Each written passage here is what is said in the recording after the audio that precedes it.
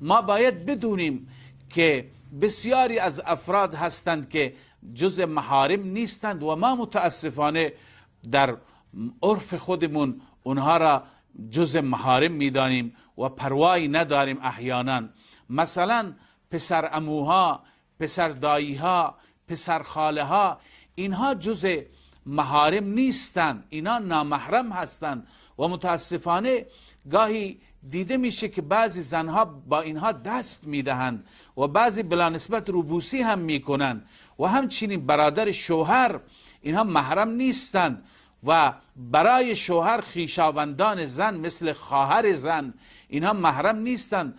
از رسول الله صلی الله علیه و سلم یه صحابی انصاری پرسید یا رسول الله خویشاوندان زن چی؟ فرمود که الحم و الموت، یعنی اون کسی که خواهر زن هست و نزدیکان زن به غیر از مادر زن اینها مرگ هستن، مرگ.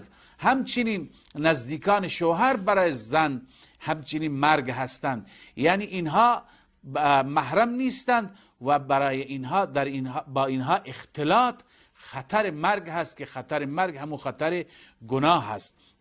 لذا باید از نامحرم یک زن مسلمان پرده بگیرد و در حجاب باشد.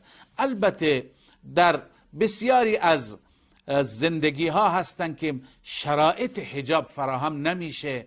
مثلا در یک خانواده زندگی میکنند، امکاناتی ندارند که زن و شوهر جدا زندگی بکنند و امکان داره در اون خانه برادران شوهر و خویشاوندان شوهر رفت و آمد داشته باشند.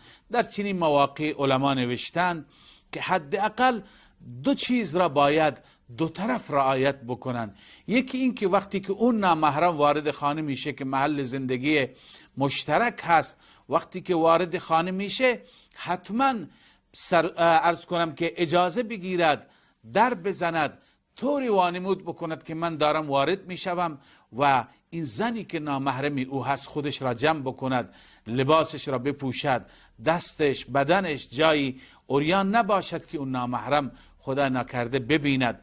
و نکته دوم اینه که به هیچ وجه ولو اینکه در خانه زندگی میکنند این دو نامحرم با هم یک جا به صورت خلوت ننشینند که رسول اکرم صلی الله علیه و سلم فرمود دو نامحرم و دو اجنبی و اجنبیه با هم که می نشینند سومیشان شیطان هست.